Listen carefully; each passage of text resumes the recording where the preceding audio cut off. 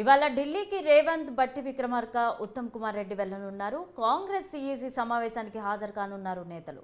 మిగిలిన 4 పార్లమెంటు స్థానాలపై కసరత్తు చేపడుతున్నారు.